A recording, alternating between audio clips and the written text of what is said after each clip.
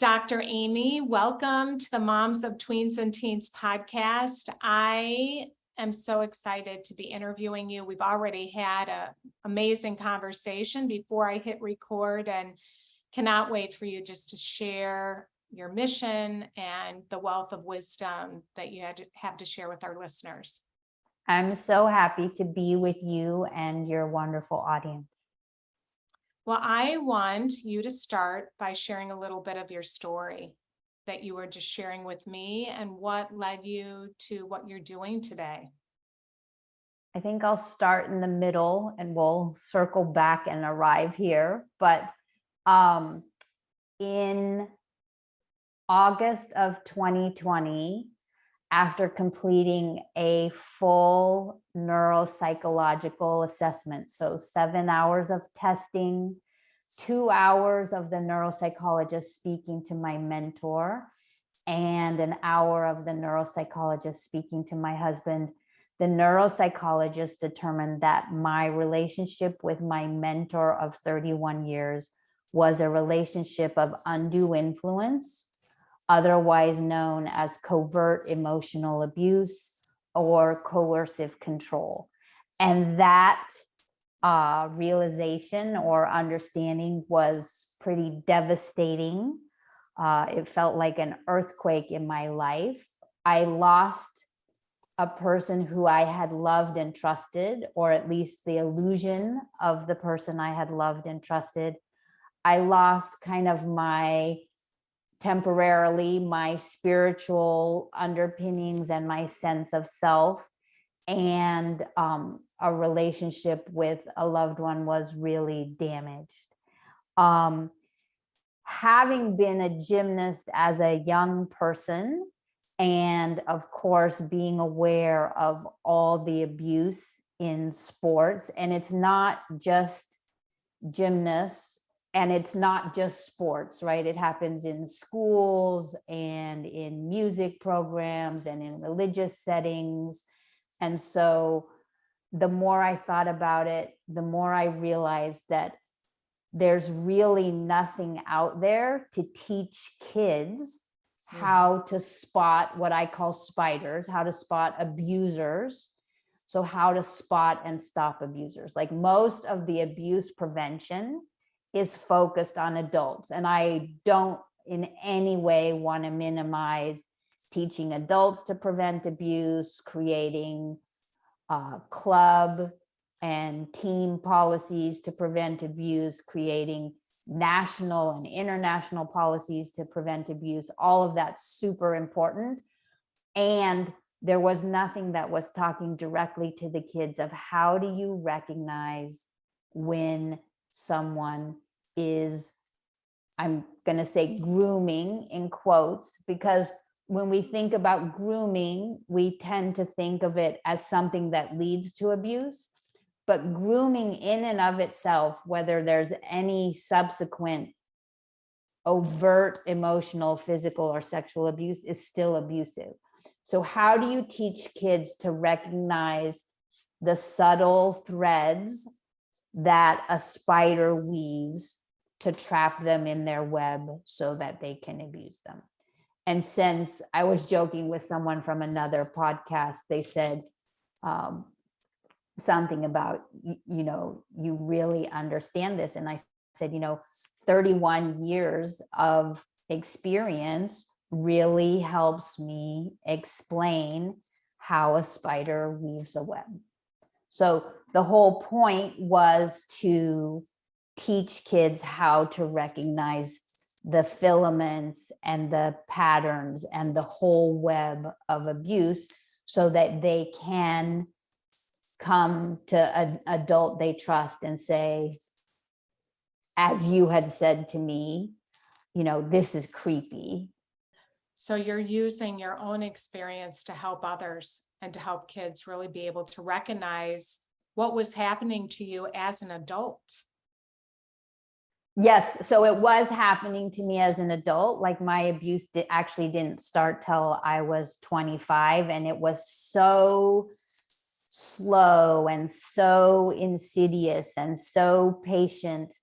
I didn't I didn't recognize it until the neuropsychologist said that your relationship is a relationship of undue influence. 31 years of slow, patient weaving. What led you to that psychiatrist? Were you Neuropsychologist. psychologist? Were you starting to recognize some things?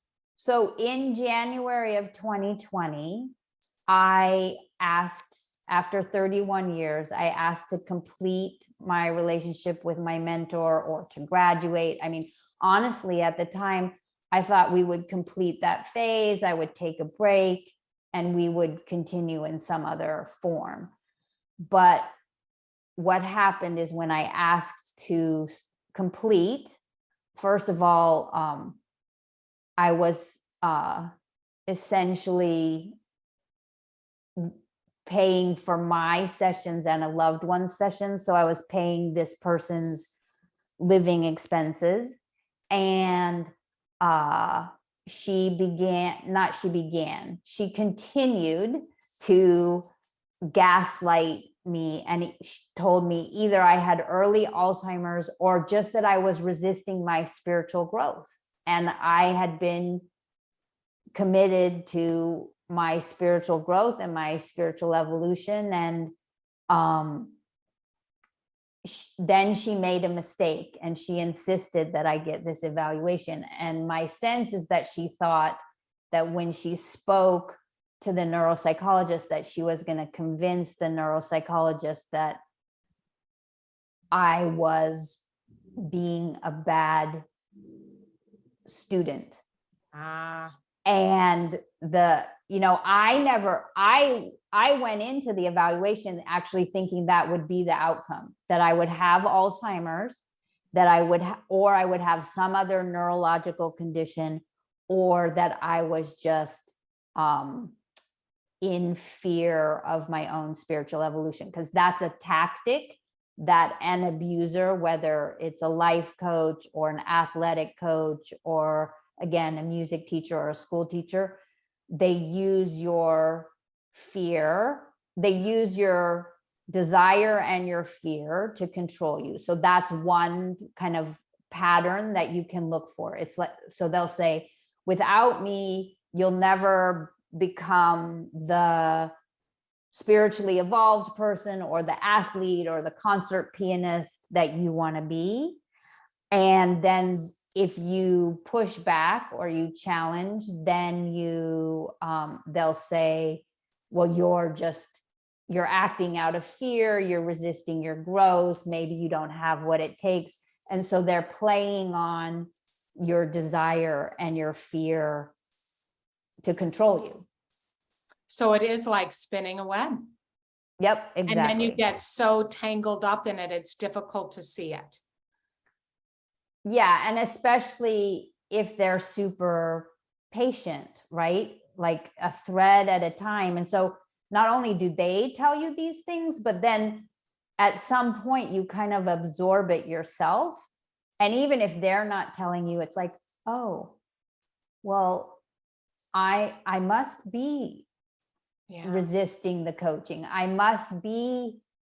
My fear must be holding me back. If I was just braver, I would get over this obstacle, right? And so you start gaslighting yourself at some point, like it gets absorbed, it gets internalized. Mm-hmm. Almost like it's your fault, that or some, you're gonna lose big time if you don't go along with it. Right. Yeah. So tell our listeners about the program. I think maybe that's a really good inroad that you have developed, and it's Spot a Spider, right? Right. So it's spotaspider.com. And the two main pieces that are of most interest to your listeners there are two videos. Mm-hmm. One is called How to Spot a Sneaky Spider. And that's all about how to spot these grooming behaviors and so it's showing your kids, these are the behaviors that should cause concern. These are the behaviors that I want you to come home and tell me if your coach or your guitar teacher does this. And then the second video is how to spot a sneaky spider is covert emotional abuse or grooming, which I think is the hardest because it's super subtle, super subtle. And then how to spot an obvious spider is actually how to spot obvious or overt emotional, physical, and sexual abuse. And they are obvious, but I still think as kids, as parents, we don't talk about them enough. And for some crazy reason, and I will say in this case, I think sports is the worst, but we let coaches get away with stuff that we would never let a classroom teacher do. Yes. You know, we let coaches yell at someone and somehow it's okay, or we let coaches throw things. And so one of the rules or suggestions in how to spot an obvious spider is if your coach is doing a behavior that wouldn't be acceptable in a classroom for a teacher in a classroom, then it's probably abusive. And then I do talk directly about the various forms of physical abuse.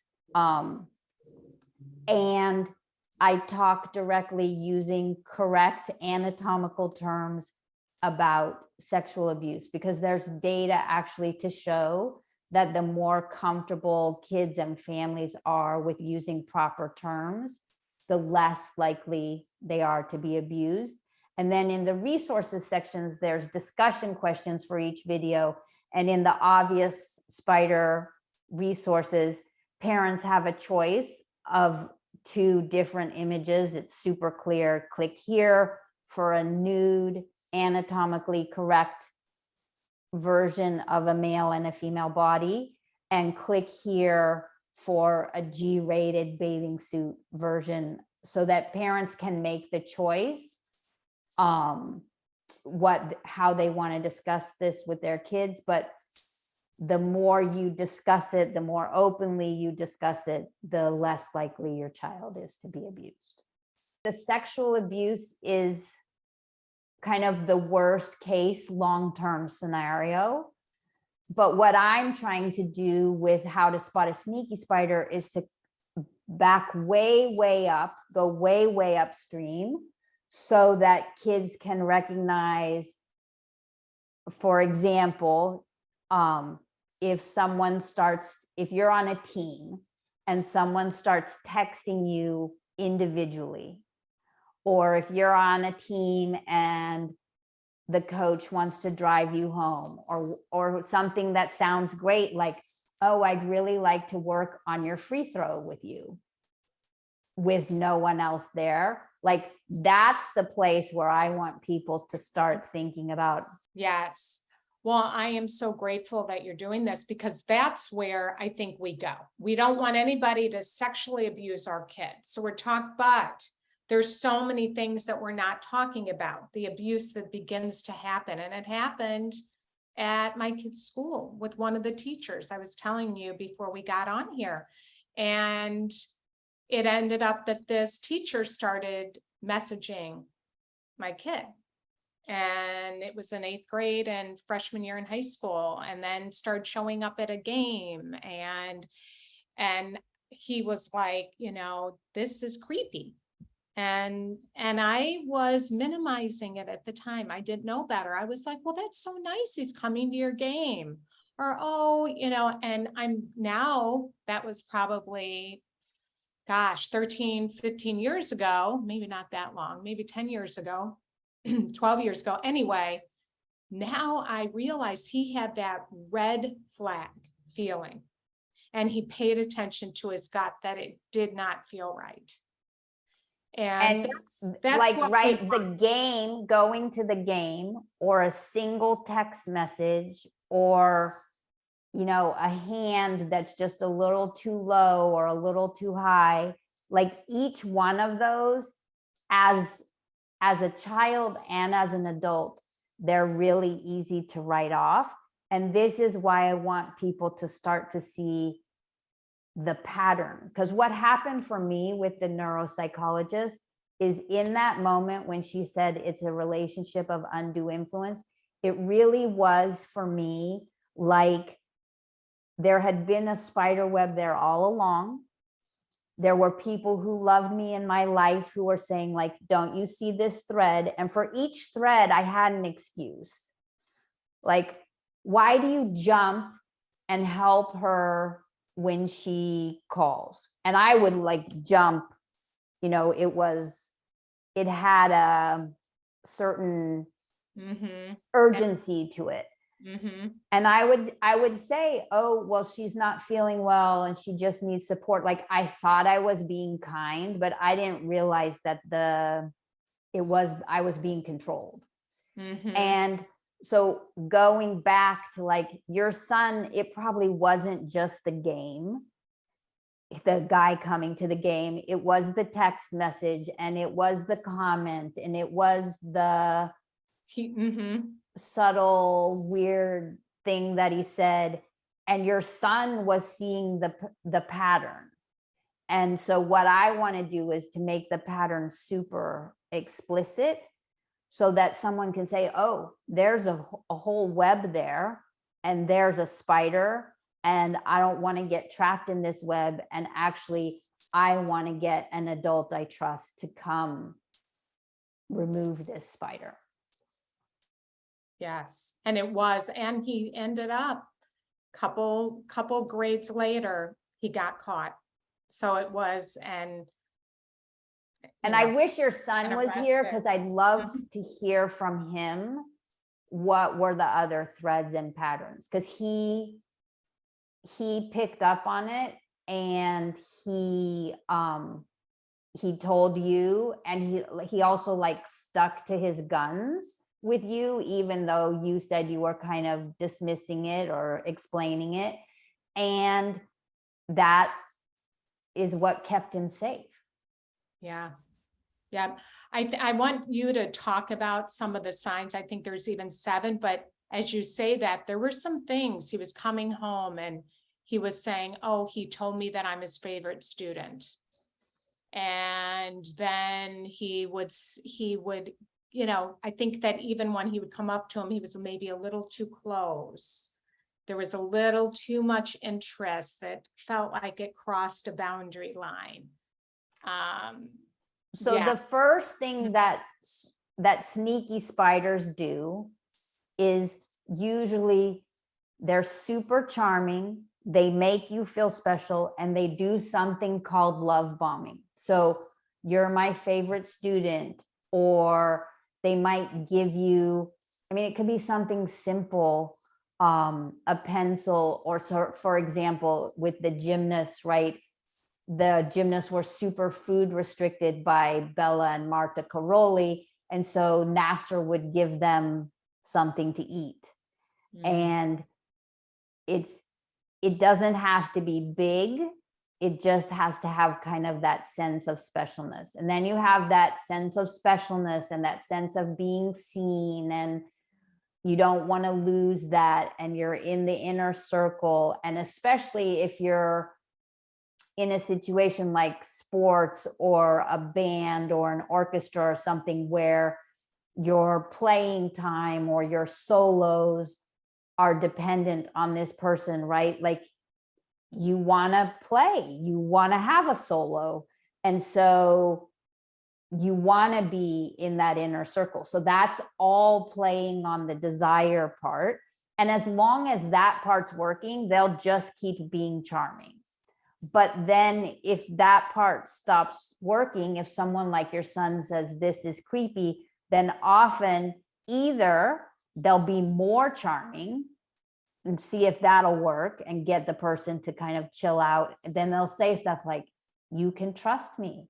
This is what all supportive English teachers do for their favorite students. You know, there's no reason for you to be nervous. They'll say these types of things. And then the person will think, well, I thought he was creepy, but maybe he's just trying to help me. Maybe he really likes me. Maybe he does see something special in my writing or whatever he's saying. But then if being charming doesn't work to kind of calm someone's healthy worries, like your son's healthy worries, then often they'll get nasty and they'll start kind of bullying you and saying, well, maybe you don't really have what it takes to write the great American novel, or maybe you don't want to have what it takes, in my case, to spiritually evolve, or in Simone Biles' case, maybe you don't have what it takes to be a world champion or an Olympian. And so it's again, this idea of building up someone's self-confidence that's dependent on the abuser, or eroding someone's self-confidence if they're not cooperating with the abuser. So it's like, you need me. You need me to succeed, and without me, your dreams won't come true. And in a lot of, we're, as a society, we've done a pretty terrible job in setting up our systems, because especially again with sports, but a lot of our systems, right? If the coach doesn't like you, you're not playing, you're not moving forward. And we've given individuals way too much power. And then there's already an imbalance of power between the coach, and I'm just going to use coach and athlete for now. There's already an imbalance of power there. And then as a society, we give someone even more power, because they're determining the playing time. They're determining if you get recommended for the Olympic development program. They're determining if you get a spot on the Olympic team. I mean, then you've got just this crazy imbalance of power. Yeah. What are some of the other signs? Like kind of bragging and false humility, like alternating. So, one day they'll tell you, oh, I'm the greatest, and I'm going to stick again with athletes, but I'm the greatest coach. I'm the greatest piano teacher. And then often, if they don't want to be overtly narcissistic, then the following day they'll say, well, I would never, like people say I'm great, but I would never say I'm great. And then they'll often get people to refer to them. So they'll say, well, your friend, your teammate told her 5 friends that I'm great, and now all those 5 friends want to train with me too. And the other one is they'll deny their behaviors. They'll say, I didn't say that, or I didn't do that, or you're not remembering it correctly, or that's not how it happened, right? And that creates doubt in the person, because it's like, no, actually you did do that. But then the person's kind of going, well, did he or didn't he? And then the last one is they'll start to see if you'll lie on their behalf. And just like with the touch, it'll usually start with something little, like they'll say, oh, you didn't finish your drills, or you're being disrespectful. And because you don't want to get into it and you just want to do your sport or play your oboe or whatever it is, you just say, I'm sorry, I'll finish my drills, or I'm sorry, I'll be more respectful. And then they know that you're susceptible to lying, in a way that may harm yourself in the long run.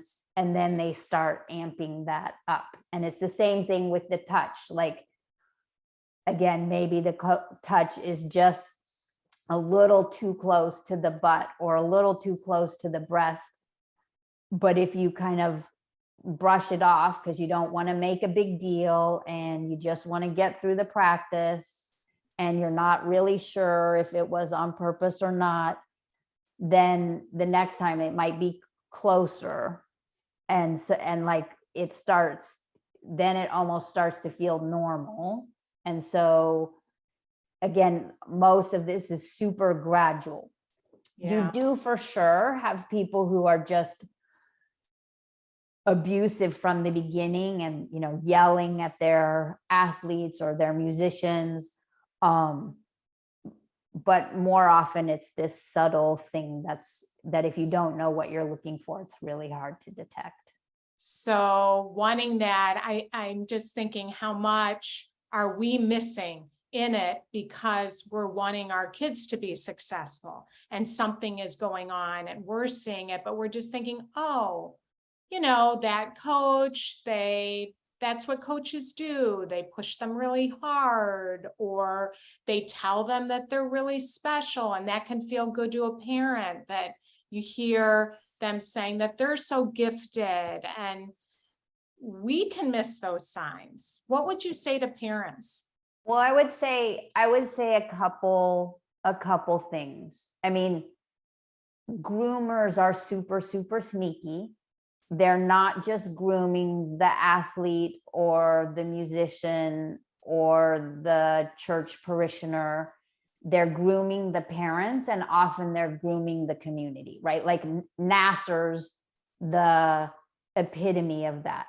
Groomed an entire and multiple communities for decades. And we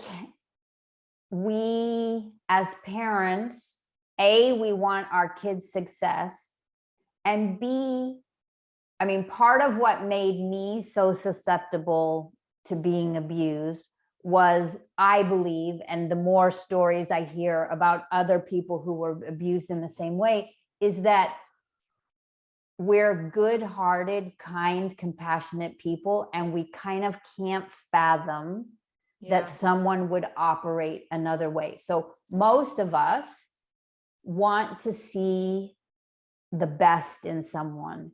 And in most cases, that's warranted. But we need to be able to detect the 3 or 4% where it's like, oh, that act of generosity is grooming, or it is love bombing, or as your son said, like it should seem nice on the surface, but it's just a little creepy, right?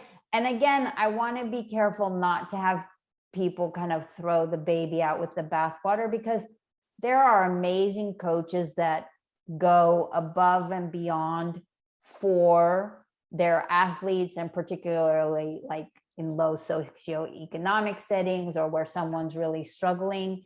And so you just want to look, is there a whole web there, or is this person going out of their way to support a kid who's struggling? And you need to be discerning about it. And you can't be discerning about it if you're not thinking about it in the first place. Mm-hmm. What boundaries do you think we should be teaching our kids?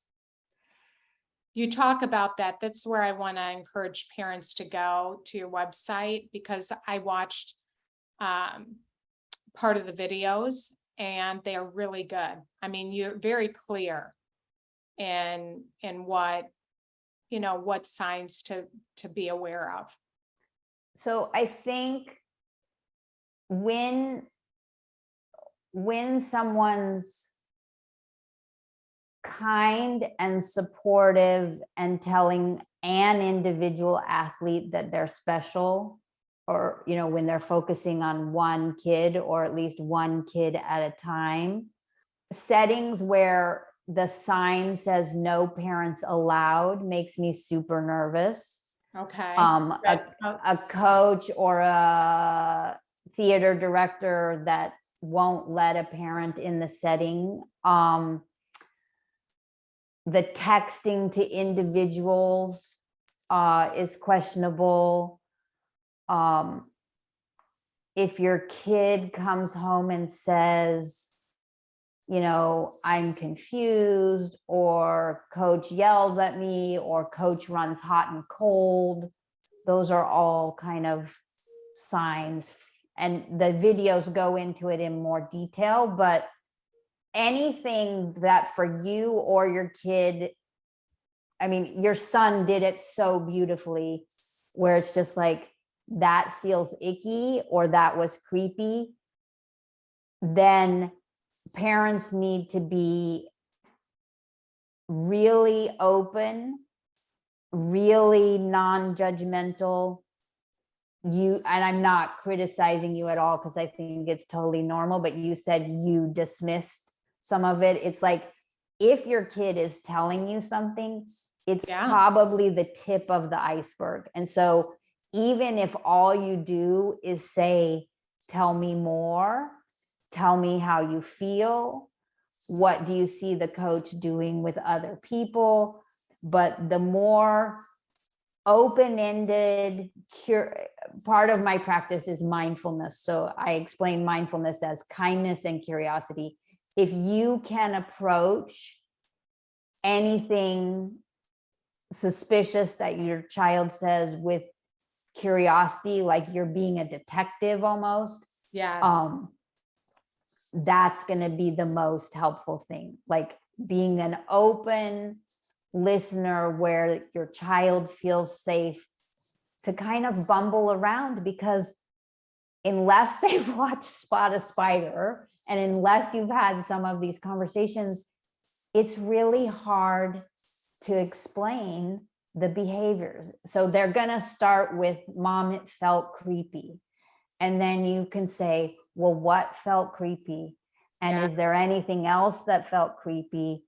And like, just even, how do you feel when he comes to watch your games?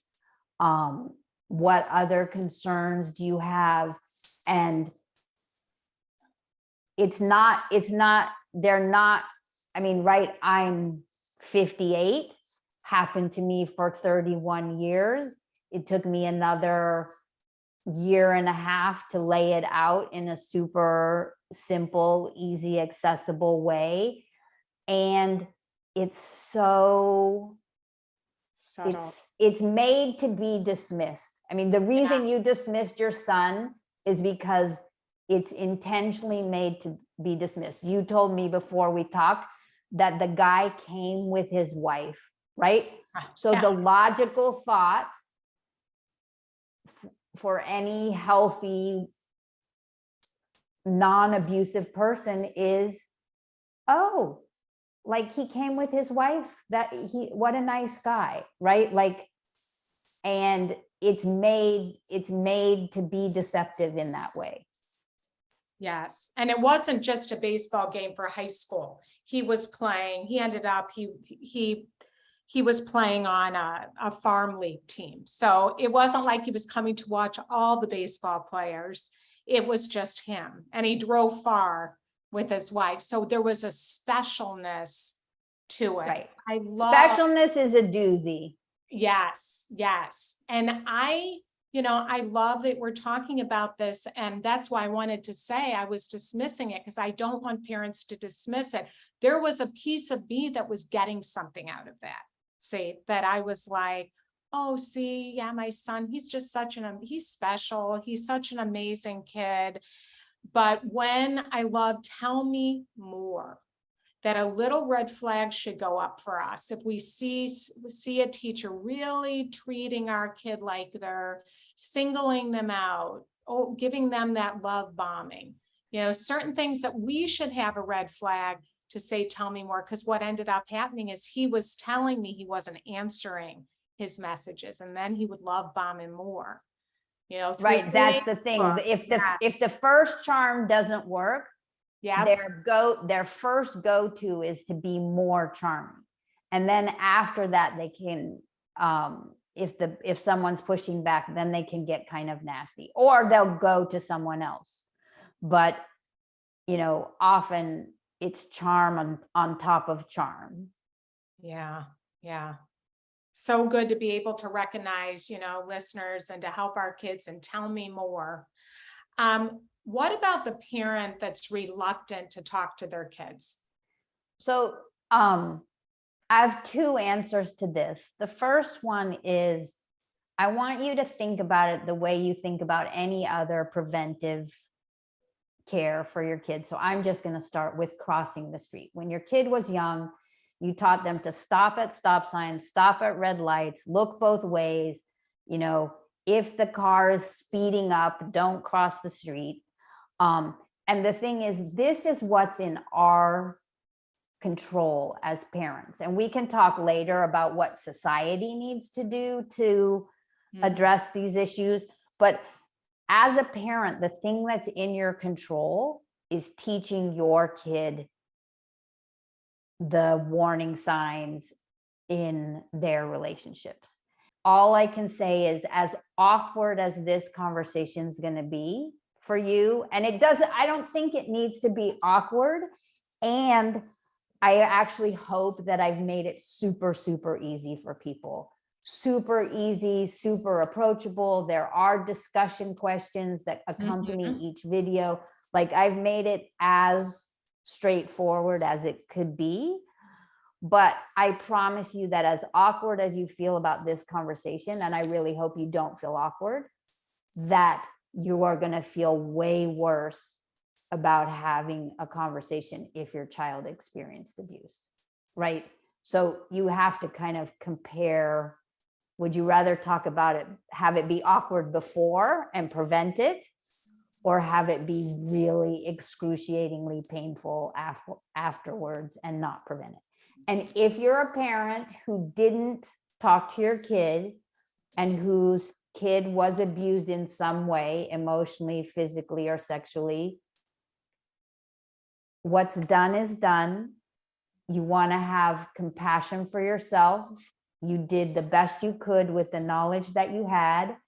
And now you want to be having probably supported conversations, or at least make sure your child's having supported conversations with a trauma sensitive person to untangle what happened and to heal from that. But you definitely would prefer to have the awkward conversation now than have your child have to have those conversations later.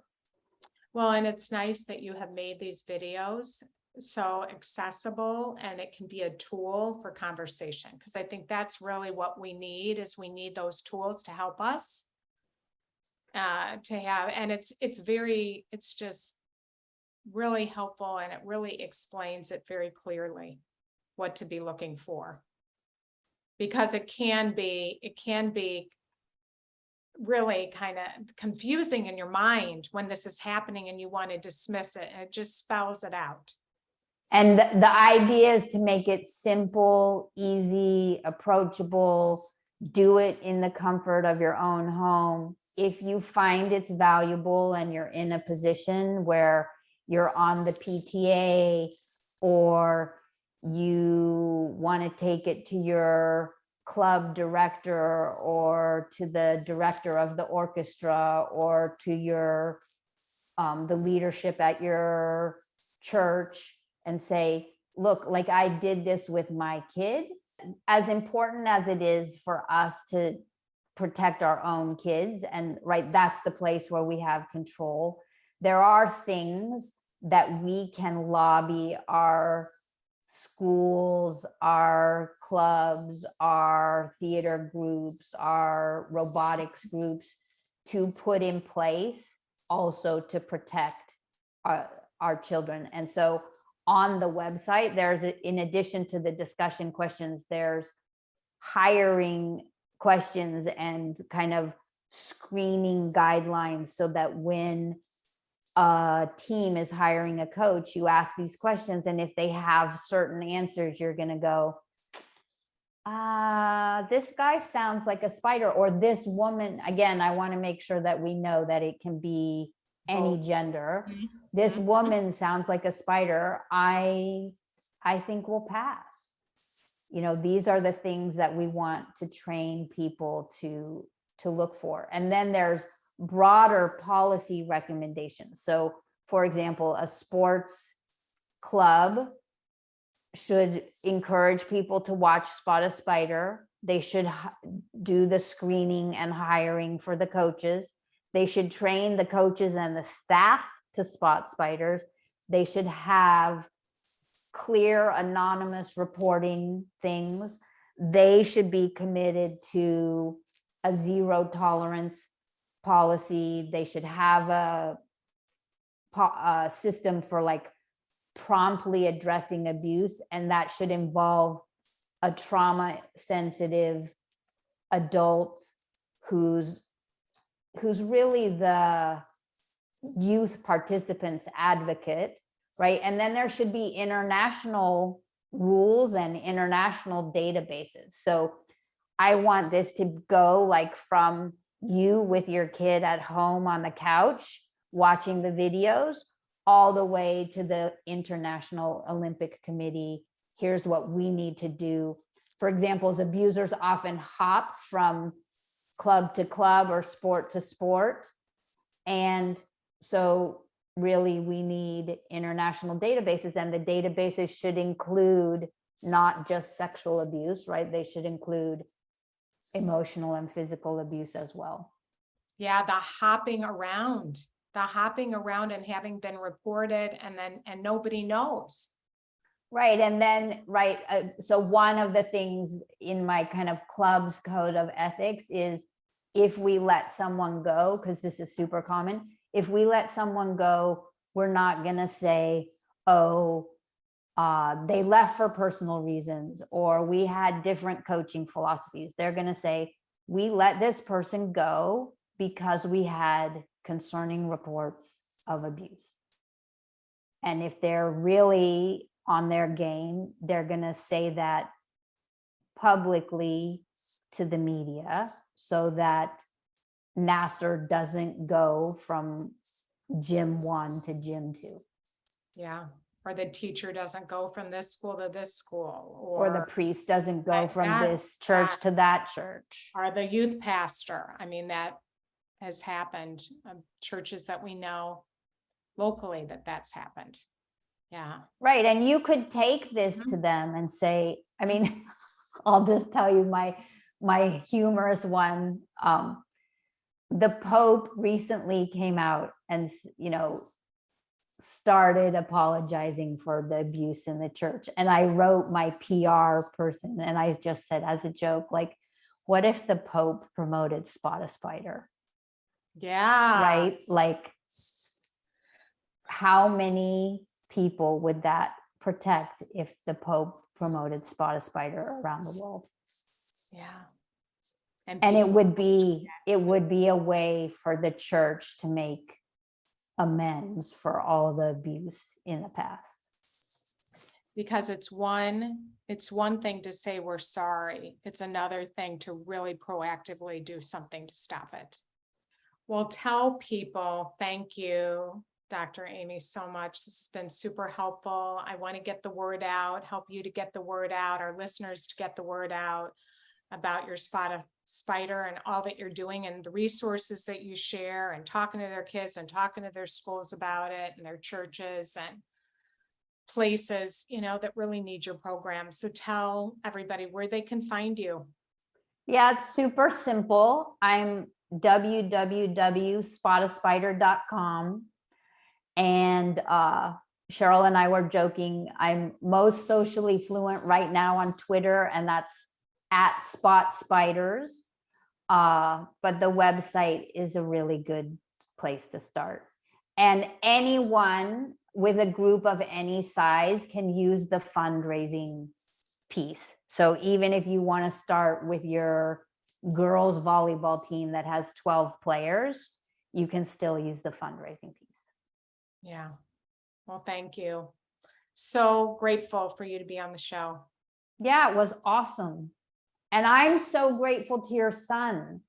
I mean, and really, you can tell him the next time you see him, he should be grateful to himself because he saved himself a lot of grief. Yeah. Well, I will tell him that. Yeah. Yeah. That's what we want, right? To them, our kids to know this does not feel right.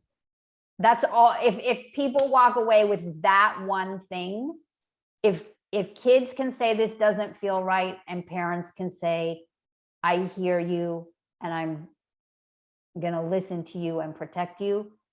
If people come away from this podcast with just that, that's enough.